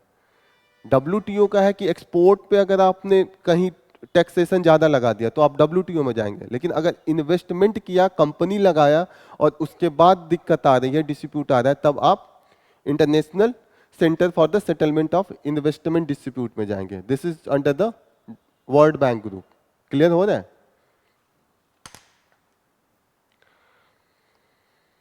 नेक्स्ट न्यूज है द प्रॉमिस्ड लैंड। यहां पे मेन बात हो रही है, ये चंद्रबाबू नायडू है, सीएम ऑफ, अभी के सीएम है आंध्र प्रदेश के। अब आंध्र प्रदेश कैसे बना था? आंध्र प्रदेश एंड तेलंगाना का भी बाइफरकेट किया था 2014 में। पहले Andhra Pradesh and Telangana same state थे, डिमांड हुआ कि तेलंगाना को अलग अलग कीजिए, तो फिर आंध्र प्रदेश को भी डिवाइड करके आंध्र प्रदेश एंड तेलंगाना बन गया। अब जो कैपिटल को लेकर लड़ाई हो रही थी, कैपिटल क्या होगी, क्योंकि आंध्र प्रदेश एंड तेलंगाना जब इकट्ठा थे तो हैदराबाद ही सेंटर हुआ करता था, और जो तेलंगाना ये आंध्र प्रदेश था उसका खुद कोई बड़ा मेट्रो सिटी नहीं था। तो अब ये हो गया कि कैसे बनाया जाए, डेवलप किया जाए, तो एक प्रपोजल आया कि अमरावती, अमरावती काफ़ी वहाँ पे एंशियंट उसका रेलिवेंस है हिंदुइज्म के लिए भी और जैनिज्म के लिए भी। ओके, अमरावती स्टाइल ऑफ, आपने वो स्कल्पचर जो पढ़ा होगा बुद्धिज्म में, जो हम्म हम्म वो तो मिथ हो गया, मिथ में है इंद्र की राजधानी, लेकिन ऐसे भी जो आप जब हिस्ट्री पढ़ेंगे तो कहीं ना कहीं वहाँ पे बुद्धिस्ट विहार भी थे, और हिंदुइज्म में सैवाइट एंड वैष्णवाइट का सेंटर था। और हिस्ट्री में अगर आप जाएंगे तो एक और इसका रेलिवेंट था, Amravati style of the architecture आपने पढ़ा होगा ना, स्कल्पचर जो बनाते थे वाइट मार्बल का यूज करते थे, जो बुद्ध की इमेज बनती थी 3 टाइप से बनती थी। एक क्या था? गांधार था जो ईरानियन स्टाइल से इन्फ्लुएंस थी। सेकंड क्या था? मथुरा स्टाइल था जो आप कह रहे हैं लाल पत्थर। एंड जो जो थर्ड था वो अमरावती स्टाइल था। अमरावती थोड़ा सा इन दोनों से अलग हो गया था। अभी आर्ट एंड कल्चर में मैम पढ़ाएंगे आपको कि what was the different this styles. तो अमरावती स्टाइल इसलिए फेमस था कि बुद्धिस्ट जो स्कल्पचर थे एक अमरावती स्टाइल में बनते थे। उसमें उसमें फेस का रिप्रेजेंटेशन थोड़ा अलग होता था, थोड़ा इंडियन कल्चर था, साउदर्न इफेक्ट था। क्लियर? तो अमरावती का हिस्टोरिकल रेलिवेंस था, बुद्धिज्म में काफी फेमस था क्योंकि बुद्ध विहार काफी थे वहां पे। हिंदुइज्म में सैवाइट एंड वेस्टवाइट जो वर्शिप का था वो एक तरीके से पिलग्रिमेज का सेंटर था। तो ऐसे में अमरावती को चूज किया गया। अब अमरावती को लेके एक वहां पे कैपिटल क्या बने, एक कमिटी भी इन्होंने बनाई थी। जब यूपीए गवर्नमेंट थी, होम मिनिस्ट्री के अंडर में एक कमिटी बनाया था, उस कमिटी का नाम इसमें दिया हुआ है, शिवरामा कृष्णन कमेटी। यहाँ पे होम मिनिस्ट्री ने बनाई थी, जो यूनियन मिनिस्ट्री थी, उसी ने डिसीजन लिया था। उन्होंने जो प्रपोजल दिया था इस मिनिस्ट्री ने, इसने कहा था कि अमरावती को बनाइए सिंगल कैपिटल। इन्होंने नहीं, इन्होंने सुपर सिंगल कैपिटल से मना किया था। इन्होंने 3 कैपिटल को लेके बोला था कि 3 कैपिटल बनाना चाहिए, डिवोल्यूशन ऑफ पावर होना चाहिए। लेकिन जो वहां की गवर्नमेंट थी, अब इसको लेके जुडिशरी में चला गया ये मैटर, सुप्रीम कोर्ट में गया, सुप्रीम हाई कोर्ट में पहले गया, तो हाई कोर्ट में ये बोला कि जो पावर है स्टेट गवर्नमेंट का with respect to the capital of the state government, तो हाई कोर्ट ने कहा कि स्टेट गवर्नमेंट के पास पूरा पावर है। तो ऐसे में स्टेट गवर्नमेंट जो उस समय चंद्रबाबू नायडू थे खुश हो गए, उन्होंने कहा कि जब मेरे पास पावर है तो मैं ये यूनियन की बनाई हुई कमेटी की बात क्यों सुनूं, मैं डिसाइड करूंगा। तो इन्होंने कहा कि मैं सिंगल कैपिटल बनाऊंगा, अमरावती बनाऊंगा। उसके लिए पैसे पूरा उन्होंने इन्वेस्ट किए, नियर अबाउट 40,000 करोड़ का उस समय प्रोजेक्ट बना, 9,000 करोड़ तुरंत दे दिया, अब तुरंत ही ऑफिस ऑफिस बनना स्टार्ट हो गया। तो अब आता है कि जैसे यूपी में क्या है, यूपी में माना जाता था कि इलाहाबाद जुडिशियल कैपिटल के जैसे काम करता था, हाई कोर्ट वहां पे था, और Lucknow as the executive capital एक होता है। दूसरा तीसरा इन्होंने बोला कि हम 3 कैपिटल लाएंगे। पहले तो चंद्रबाबू नायडू ने कहा कि हम एक ही कैपिटल बनाएंगे, लेकिन जो सेकंड गवर्नमेंट आई जगन मोहन रेड्डी की, उन्होंने कहा हम 3 कैपिटल बनाएंगे। एक हम बनाएंगे for the executive, second for the judiciary, third for the administrative. Legislature नहीं था, वो एग्जीक्यूटिव हुई को इन्होंने लेजिस्लेचर में लगाया, और एडमिनिस्ट्रेटिव मतलब ब्यूरोक्रेसी वहां पे रहेगी। ओके, क्लियर हो रहा है? What is the benefit of the single capital and the multiple capital?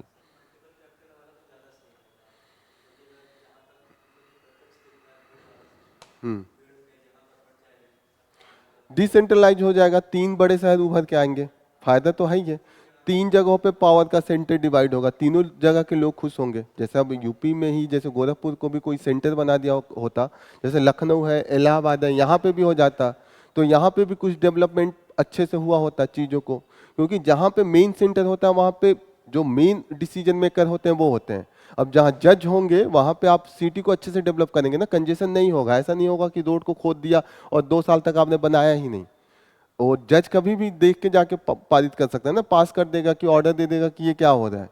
तो जनरली जहाँ पे पावर सेंटर होता है, लखनऊ में आप जाइएगा तो लखनऊ में सब कुछ आपको क्लीन क्यों मिलेगा? क्योंकि वहाँ पे पावर सेंटर है।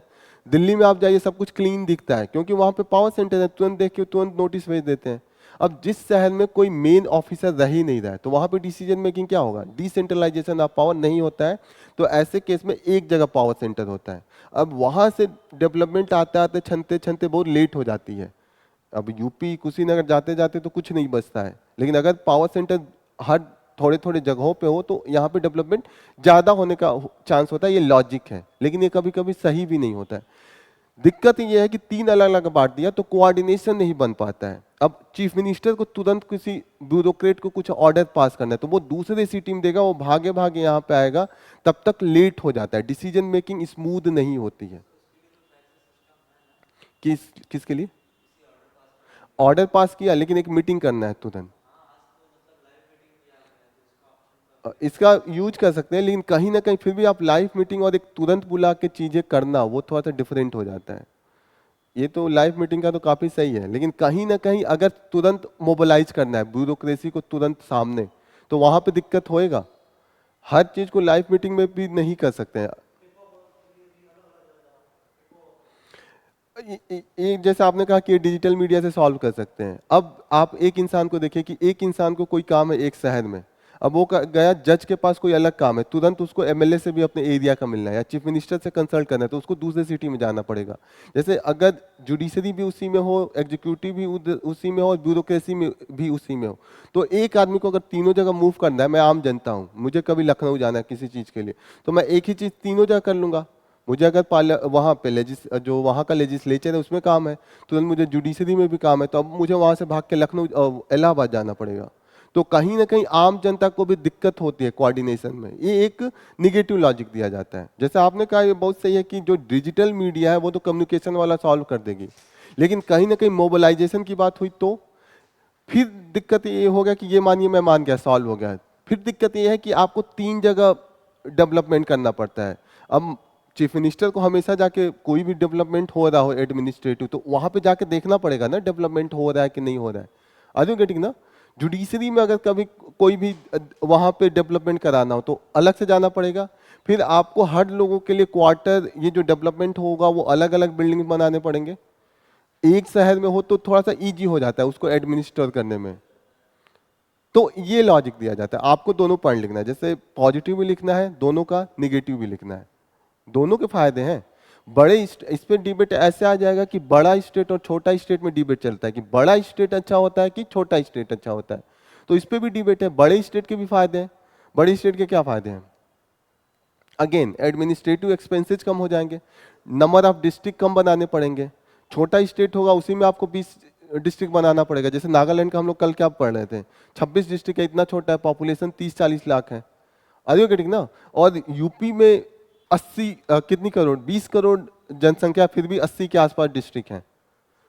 75 डिस्ट्रिक्ट है, 80 कॉन्स्टिट्यूएंसी है। ओके, तो कहीं ना कहीं इतना बड़ा हो कि 20 करोड़ और 50 lakh district, number of district, उतने आईएएस अधिकारी चाहिए। आईएएस अधिकारी को तनख्वाह देना पड़ेगा। उस आईएएस के अंडर में और भी छोटे लेवल के अधिकारी होते हैं, नीचे कर्मचारी होते हैं। तो कहीं ना कहीं जो आप कम कर्मचारी में लगा सकते थे वो आप ज्यादा करना पड़ेगा। नंबर ऑफ आपने डिस्ट्रिक्ट बढ़ा दिया ना, छोटा स्टेट बना के। डिस्ट हम्म वो वैसा भी कर सकते हैं, लेकिन ये है कि डिस्ट्रिक्ट जैसे गवर्नेंस बनाना है, जैसे डिस्ट्रिक्ट तो दो हैं लेकिन एमएलए की कॉन्स्टिट्यूएंसी वहाँ 40 है। एक होता है ना कि आप दो एमएलए बना के नहीं पूरा विधानसभा चला सकते हैं, तो वो मजबूरी में डिवाइड करना पड़ता है। डिस्ट्रिक्ट तो वो पॉपुलेशन के हिसाब से ठीक है, लेकिन नंबर ऑफ एमएलसीज तो बढ़ा दिया ना, एमएलएज एंड एमएलसीज अगर बनाया नया तो कहीं ना कहीं चीजें बढ़ेंगी। दो अगर कुछ नहीं बनाया आपने, नंबर ऑफ डिस्ट्रिक्ट नहीं भी बनाया, तो एक ये होगा कि दो कैपिटल तो बनाने पड़ेंगे ना। अब हैदराबाद और अमरावती तो बनाना पड़ रहा है, अगेन टू पावर सेंटर। तो फायदे भी हैं घाटे भी हैं। फायदा ये हो सकता है कि छोटा डिस्ट्रिक्ट बनाने से आम जनता को तुरंत कहीं पे भी एक्सेसिबिलिटी मिल जाएगी। जैसे अगर मैं पूर्वांचल यहाँ पे एक इमेजिन करूँ बन गया, तो पूर्वांचल का कैपिटल अगर गोरखपुर बन जाए तो व्हाट विल हैपन, जो कुशीनगर, देवरिया या महाराजगंज के लोगों को लखनऊ जाना पड़ता था वो यहीं पे आके अपना सारा काम करवा लेंगे। कोई भी काम हो कोर्ट में, अगर उनका हाई कोर्ट में कुछ केस ही करना हो, नॉर्मल लोग हाई कोर्ट में केस क्यों नहीं करते कि दूरी पड़ता है। मैक्सिमम अगर आप देखिएगा हाई कोर्ट का केस तो इलाहाबाद के आसपास के लोग किए रहेंगे, दूर के नहीं करते हैं। दिल्ली का जो सुप्रीम कोर्ट है उसमें मैक्सिमम केसेस कहाँ की होती है, आसपास के। कभी चेन्नई से आके नहीं, लोग बहुत मजबूरी में करते हैं, नॉर्मल वो अवॉइड करते हैं। जो जेन्यून रीजन भी होता है तो लोग कहते हैं कौन जाएगा उतना दिन, रहने का खर्चा, फिर आने जाने का खर्चा, आर यू गेटिंग ना? लेकिन अगर गोरखपुर में हाई कोर्ट बना दिया जाए तो लोग जनरली कहेंगे दिन भर में आके लौट जाऊंगा, होटल के पैसे नहीं लगेंगे, किराया भी कम लगेगा। ये लॉजिक है। तो जो छोटा डिस्ट्रिक्ट है उसका भी फायदा है कि कभी कोई उनका डेवलपमेंट प्रोजेक्ट रुका हुआ है तो वहां का ग्राम प्रधान तुरंत आ जाएगा, चीफ मिनिस्टर से मिलकर करवाएगा कि ये नहीं हो रहा है। लखनऊ जाना हो तो वो सोचेगा कि पूरा मुझे 2 दिन लगा के जाना आना, खर्चे, फिर वो मिलेंगे कि नहीं मिलेंगे। गोरखपुर में तो पता लगा लेगा ना कि आज सीएम साहब वहां हैं कि कहीं गए हैं किसी अपने रिश्तेदार से या किसी जानने वाले से। आर यू गेटिंग ना? तो दोनों के फायदे हैं, बड़े स्टेट का भी फायदा है, छोटी स्टेट का भी फायदा है। जब आर्टिकल हम लोग 3 पढ़ेंगे तो इस पे ये सब डिस्कशन फिर चलेगा कि आर्टिकल 3 जो पावर देता है कि टू रीऑर्गेनाइज द स्टेट, तो उसमें हमेशा डिबेट चलता है। जैसे हमेशा डिमांड काफ़ी है, जैसे पूर्वांचल में यूपी में 4 स्टेट का डिमांड है, महाराष्ट्र में मराठावाड़ा का अलग डिमांड है, और भी बहुत सी स्टेट है जहाँ पे डिमांड चलता रहता है कि आप हमें छोटा स्टेट बनाइए ताकि लोकल लीडरशिप के पास पावर बढ़ सके। ओके, तो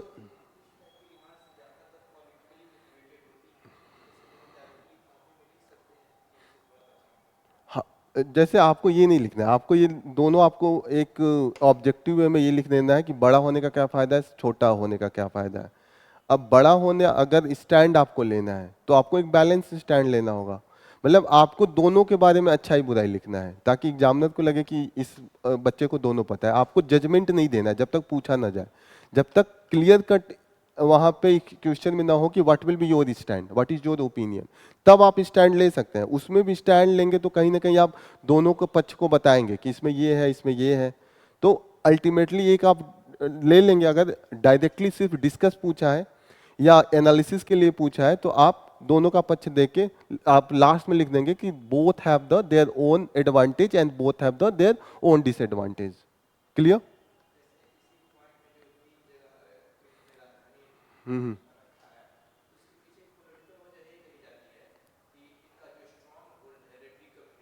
हम्म hmm hmm hmm hmm, Amaravati को लिया।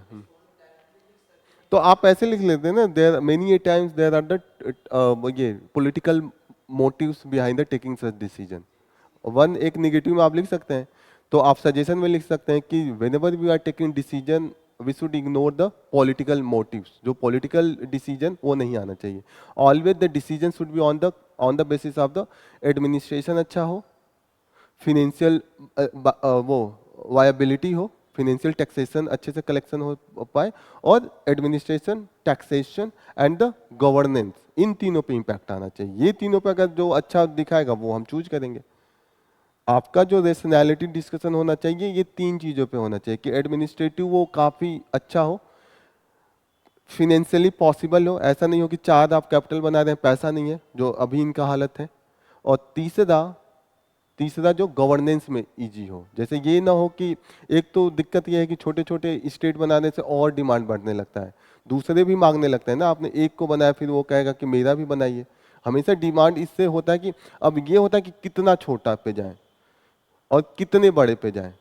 जनरली छोटा स्टेट माना जाता है कि अच्छा होता है गवर्नेंस के लिए, क्योंकि लोगों का जो रीच होता है वो काफी इंक्रीज हो जाता है। छोटे छोटे डिस्ट्रिक्ट बन जाएंगे तो लोगों का जो कलेक्टर से कनेक्टिविटी है वो इजी हो जाएगा। ऐसे आपका डिस्ट्रिक्ट क्वार्टर 30-40 किलोमीटर है और छोटा डिस्ट्रिक्ट कर दीजिए तो 15 किलोमीटर हो जाएगा, तो आप फटाक से कुछ भी कलेक्टरेट ऑफिस में पहुंच जाएंगे, दैट इज गुड। लेकिन ये है कि फिनेंशियली वायबल है कि नहीं। आप और भी एग्जाम्पल दे सकते हैं, जैसे इसमें कंपेयर भी कर सकते हैं कि यूएस में 50 डिस्ट्रिक्ट है, 50 स्टेट्स हैं, फिर भी वो वायबल है। इंडिया में तो अभी 28 ही है, और यूएस का हमारा 3 गुना पॉपुलेशन है। यूएस का पॉपुलेशन 30 करोड़ के आसपास है, 30-35 करोड़ के बीच में है। कितना है? 25 है, 45, हाँ मतलब यही, मतलब 40 के आसपास ही है। इंडिया का 1/3 है, तो 1/3 है स्टेट वहां पे हमसे दुगुना है, 50 स्टेट्स हैं। तो ये सब एग्जाम्पल आपके, आपका जो आंसर होना चाहिए ना डिफरेंट पॉइंट होना चाहिए, एक पॉइंट पे एक्सटेंड नहीं होना चाहिए। एक पॉइंट आपने ये लिख दिया कि हमें क्या क्या कंसीडर करना है, कि कितना एडमिनिस्ट्रेटिव होगा, फिनेंशियल होगा, एंड गवर्नेंस में क्या इम्पैक्ट आएगा। और बाद में आप जाके कंपेयर कर दीजिए इंडिया का कनाडा से या यूएस से या यूके से। यूके यूनिटरी है, वहाँ पे तो फेडरल है भी नहीं, तो कौन बेटर है। आप ये एग्जांपल दे सकते हैं कि यूनिटरी होके भी बेटर है और ये यूएस फेडरल होके भी बेटर है। तो ये सब चीजें आपके पॉइंट्स में आने चाहिए। क्लियर?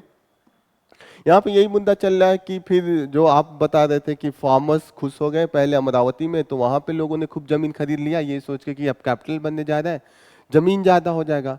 फिर जब रेड्डी का आया, जगनमोहन रेड्डी का, तो लोग प्रोटेस्ट करने लगे, क्योंकि जिन्होंने लैंड खरीदा था अब उनको लगा कि अब तो पैसे चले गए। फिर यहाँ पे दिक्कत है कि गवर्नमेंट ने काफी पैसे लगा दिए थे स्टार्टिंग में। ये है कि 9,000 करोड़ इन्होंने तुरंत खर्च कर दिया, 48,000 करोड़ का प्रोजेक्ट बनाया था, बिल्डिंग बिल्डिंग बन गई थी, बीच ही में छोड़ के जाना पड़ा। तो कहीं ना कहीं आप ये क्रिटिसाइज कर सकते हैं कि जो पैसा आम जनता दे रहा है उसको आप बर्बाद कर रहे हैं ना। ये 48,000 करोड़ उनके पास थोड़ी था, किसी भी चीफ मिनिस्टर का थोड़ी ये पैसा तो आम आदमी का है ना, तो उसका आप लोग मिसयूज कर रहे हैं। तो ये इस टाइप के डिसीजन नहीं होने चाहिए। ओके, अमरावती के बारे में क्या देख लिया जाए, थोड़ा सा इसका बेसिक्स पढ़ ले। अमरावती कहाँ लोकेटेड है? गुंटूर डिस्ट्रिक्ट में, पहली चीज ये। सेकेंड इज दैट ये फेमस है for the Jain Buddhism and the Hinduism. Buddhism का महाविहार उस वहाँ पे थे, और हिंदुइज्म में सैवाइट एंड वैष्णवाइट फैथ के लिए है। ये अगर हिस्टोरिकली देखे तो ये कैपिटल था for the Satavahana dynasty. Satavahana dynasty का ये कैपिटल रहा है। ओके, बुद्धिस्ट लिगेसी, जैसे इन्होंने कहा कि यहाँ पे महाविहार है and stupas, and Hindus for the Vishnu and Shiva का जो टेम्पल है वो वहां पे है। बुद्धिस्ट में जो है जातक स्टोरी के टेल्स हैं। जातक स्टोरी क्या है? जातक कथा क्या है?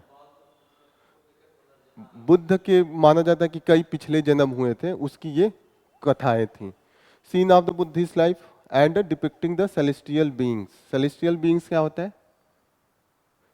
सेलेस्टियल्स का मतलब कि दूसरे ग्रह से आने वाली, जैसे परी वरी हम लोग पढ़ते हैं ना, उसको सेलेस्टियल्स बीइंग कहते हैं। तो ये सब चीजें यहाँ पे हैं। ओके, ये सब चीजें डिपिक्ट करती थी वहां पे। जो स्कल्पचर था, जो हम लोग नहीं कह रहे थे Amravati style of the sculpture, उसमें ये सब चीजें डिपिक्टेड थी। क्लियर? लास्ट न्यूज़ जो हम लोग कवर करेंगे वो करेंगे ए फोन ऑफ हर ओन। ये मेंस के लिए इम्पोर्टेंट है। मेंस में जो वीमेंस का किस तरीके से एजुकेशन से एक्सेसिबिलिटी है और कैसे जो मोबाइल ऑनलाइन एजुकेशन है कैसे इम्पैक्ट कर रहा है, इस पे इन्होंने केस स्टडी लिया है। केस स्टडी का मतलब डिफरेंट जगह इन्होंने सर्वे किया है और डिफरेंट स्टोरीज बताया है। जैसे एक स्टोरी में बताया है कि एक लड़की काफ़ी तेज है पढ़ने में लेकिन उसका एक्सेसिबिलिटी नहीं है। यहाँ पे दिखा है कि वहाँ उसके घर वाले उस लड़की को मोबाइल जब देते हैं तो उसकी मदर हमेशा देखती रहती है कि व्हाट शी इज डूइंग, मतलब कि कहीं दूसरे से तो बात नहीं कर रही है, लेकिन उसका भाई दिन भर गेम वोम खेलता रहता है तो ये नहीं पूछने जाते हैं कि व्हाट ही इज डूइंग। तो यहाँ पे एक तरीके से डिस्क्रिमिनेशन दिखा रहा है कि फॉर द फीमेल जो कि मतलब she is well in education but she is being guided क्योंकि सोसाइटल पर्सपेक्टिव को लेके। यहाँ पे एक एग्जांपल दिया है कि एक वीमेन है जो खुद जॉब की और मोबाइल खरीदा पढ़ने के लिए, लेकिन गांव वाले उनके घर वालों को भड़काने स्टार्ट किया कि ऐसे मोबाइल होने से उसके बिगड़ने के चांसेस ज़्यादा हैं। वो खुद अपने ही अर्निंग से she bought a mobile phone and she is using for the, जैसे यहाँ पे लिखा है कि इंटर्नशिप इन द कॉलेज किया, फिर जो पैसे मिले उससे इन्होंने एक मोबाइल खरीदा for the education, saved up money and finally she bought the own the mobile.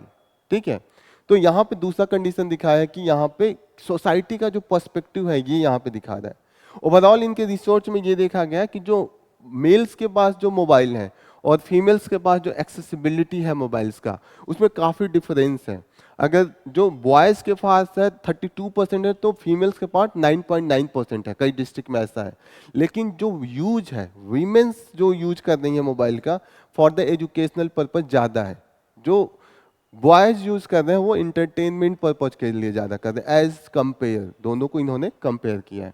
इन्होंने एक और एग्जांपल दिया है कि इससे जो एक्सेसिबिलिटी बढ़ी है वो वीमेंस पे ज़्यादा पॉजिटिव इम्पैक्ट कर रहा है, क्योंकि पहले वीमेंस को दूसरे सिटी में, जैसे गांव में रह रही थी तो दूसरे सिटी में जाके फॉर्म लाना भरना फिर एग्जाम देना मुश्किल होता था।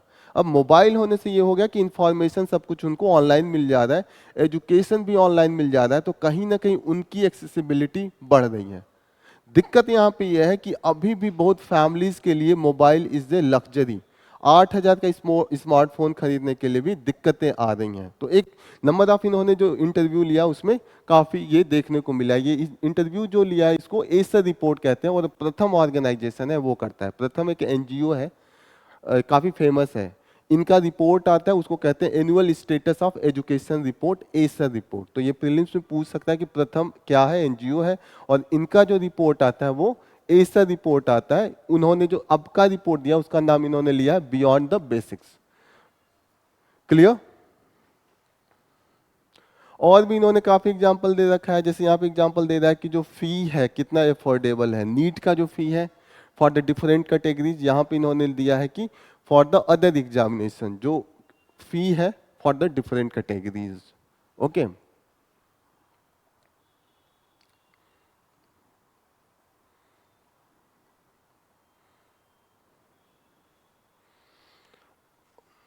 इसमें एक और इम्पोर्टेंट चीज दिया है कि एक हमारा कैंपेन चला रहे हैं selfie with the daughter, selfie with the daughter and the Lado go online. Selfie with the daughter ये है कि पहले ये माना जाता था कि जो गर्ल्स चाइल्ड है वो बर्डन है। सेल्फी विद द चाइल्ड से ये प्रमोट किया जाता है कि कहीं ना कहीं बर्डन नहीं है, कहीं ना कहीं माँ बाप का सहारा भी लड़कियां बन सकती हैं, और इसीलिए एजुकेट कराइए उनको, बर्डन के जैसे मत देखिए। तो ऐसे लोग सेल्फी खींच के पोर्टल पे डाल रहे थे अंडर दिस कैंपेन। क्लियर? ये सब चीज़ें आप मतलब जब आप वुमेन्स एजुकेशन की बात कीजिएगा तो ये सब चीज़ें आप लिख सकती हैं। एक पॉजिटिव इम्पैक्ट कम्युनिटी लाइब्रेरी का भी है वीमेंस पे। जो छोटे छोटे गांव में अगर वीमेंस को कहीं पे लाइब्रेरी मिल जा रही है उसका यूज वीमेंस को ज़्यादा हो रहा है। जैसे एक लड़की का यहाँ पे जो एग्जाम्पल दिया है, जो हिस्सा ये खुशी जो जिसका पिक्चर ऊपर दिखाया गया, ये इसके पास इतने पैसे नहीं है कि ये नॉर्मल मटेरियल खरीद पाए, तो उनके गांव में जो कम्युनिटी लाइब्रेरी है वहां से वो बुक लाके नीट की तैयारी कर रही हैं। उनका सपना ये है कि she can qualify the NEET, और उनके गांव में कोई डॉक्टर नहीं है तो she want to become a doctor. तो केस स्टडी है इसमें, आप अगर ये पढ़ेंगे तो दो चार चीजें भी याद रह गई। तो जब भी वीमेंस एजुकेशन पे कोई लिखना है तो 3-4 पॉइंट आराम से लिख सकते हैं। ये एक जो एक्सेसिबिलिटी की बात हो रही है, कैसे द वुमेन्स के साथ और बॉयज़ के साथ ट्रीटमेंट डिफरेंट है। एक्सेसिबिलिटी ये थोड़ा सा याद कीजिएगा, कम से कम एग्जैक्ट पॉइंट नहीं याद आ रहा है कि 32% 9% है, तो इतना आप याद रखिएगा कि जो डिफरेंस है 4 गुना का है। फिर इन्होंने कहा कि स्मार्टफोन का जो एक तरीके से एजुकेशन है वो कहीं ना कहीं इस समय बढ़ के 90% हो गया है। 90% लोग स्मार्टफोन चलाना जानते हैं, लेकिन how to use for the education आधा हो जाता है। एजुकेशन के पर्पज से देखा जाए तो 40% से भी कम उसका यूज करते हैं। Maximum they are using for the entertainment. This is the main issue. Okay, ये काफी अच्छा है। इस पे हम लोग कल मेंस का एक आंसर लिखेंगे। आप लोग पढ़िएगा, कल क्लास में ही इस पर आंसर लिखेंगे, क्लास में ही डिस्कस करेंगे, ठीक है। ये मुझे बहुत अच्छा लगा तो मैंने कहा एक बार आपको देता हूँ, you study and then we will write the answer. इसको एस्से में भी यूज कर सकते हैं। जब एस्से लिखते हैं तो एस्से लिखने का एक तरीका होता है कि आप केस स्टडी बार बार यूज करते हैं। क्लियर?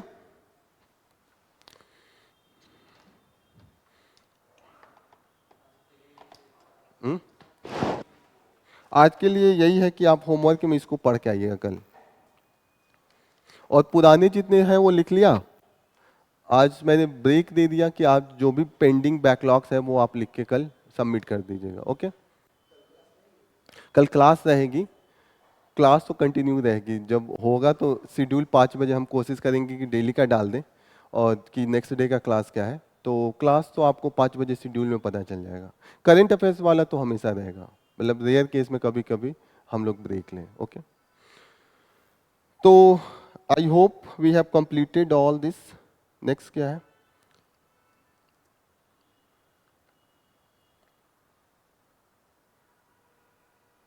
ये रिलेटेड है ऑर्गन, जो ये ऑर्गन की जो धोखाधड़ी करके बेच देते हैं दूसरे को बेवकूफ़ बना के, उस पे रिलेटेड है कि केरला में एक केस पाया गया है कि जो ऑर्गन है, किडनी हुआ या कोई और भी चीज़ होता है, गरीब आदमी है, उसको कहेंगे 4 लाख 5 लाख देंगे, दूसरे कंट्रीज में ले जाके उसको बेच देते हैं बिना परमिशन लिए, बिना मेडिकल प्रोसेस से गए। तो एक केरला में एक केस पाया गया है कि एक उनका गैंग था, वो 5 लाख 6 लाख दे रहे थे, और जो मोस्टली किसी बड़े बिजनेसमैन से 50 लाख 80 लाख दे के बेच रहे थे। तो उसका एक तरीके से ये मेनली इसमें यह है कि एक लॉ है हमारे पास, इंडियन पेनल कोड का 370 जो सेक्शन है, तो 370 इज इम्पोर्टेंट क्योंकि 370 ये कश्मीर को भी लेके इम्पोर्टेंट है, तो कंफ्यूज करने के लिए ये पूछ सकते हैं। तो इंडियन पेनल कोड का जो 370 सेक्शन है, ट्रैफिकिंग ऑफ द पर्संस है।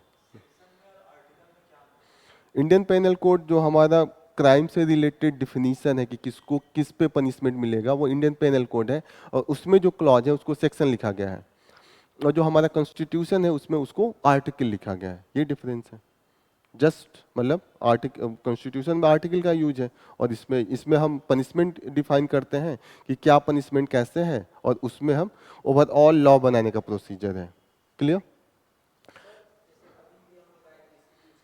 हम्म हम्म हम्म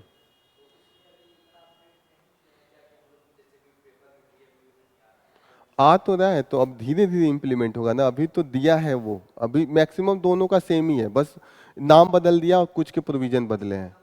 हाँ, मोस्टली सेम ही है, लेकिन इससे रिलेटेड सेम लॉ उसमें भी है।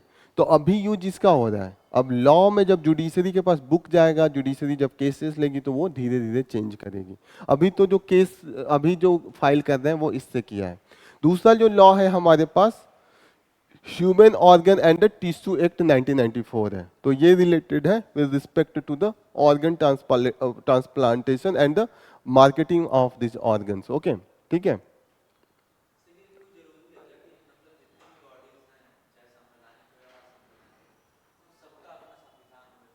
क्यों संविधान? कहाँ सबका संविधान होता है? कंट्रीज का होता है। हम्म, उनका एक्ट है ना, उनका लॉ है ना, उनका खुद का रूल बुक है। संविधान तो एक ही है ना पूरे। रूल बुक तो सबका होगा ना, इस क्लास का भी एक रूल बुक होना चाहिए ना, कि इस क्लास में कब कैसे क्लासेस चलेंगी, कब की वो होगी। एक तो हर चीज का होना चाहिए कि इसमें आने का रूल क्या होगा, इसमें आप कैसे बिहेव करेंगे। रूल बुक तो जरूरी है ना for the smooth functioning and administration of the thing. अब बसें कैसे चली तो ट्रांसपोर्टेशन मिनिस्ट्री होती है, उनके रूल बुक होते हैं ना। रूल बुक होता है और क्या, rule book instruction that is important for the governance, वो इजी बना देता है ना चीज़ों को, तो दैट इज मतलब वो तो इम्पोर्टेंट है। इसमें दिक्कत क्या है, होना चाहिए। यही है कि ज़्यादा सिंप्लीफाइड होनी चाहिए, ज़्यादा बल्कि नहीं होना चाहिए कि कॉम्प्लेक्सिटी आ जाए, चीज़ें स्मूथ है। ठीक है, this is all about, so here we will conclude our session. Thank you for joining the session. कल मिलते हैं फिलते, हमारा सेकेंड पार्ट जो रहेगा करंट अफेयर्स, फर्स्ट पार्ट कल हिस्ट्री ही रहेगा। Okay, thank you. कुछ डाउट, एनीथिंग? वो मुझे आप अभी चेक करा लीजिएगा।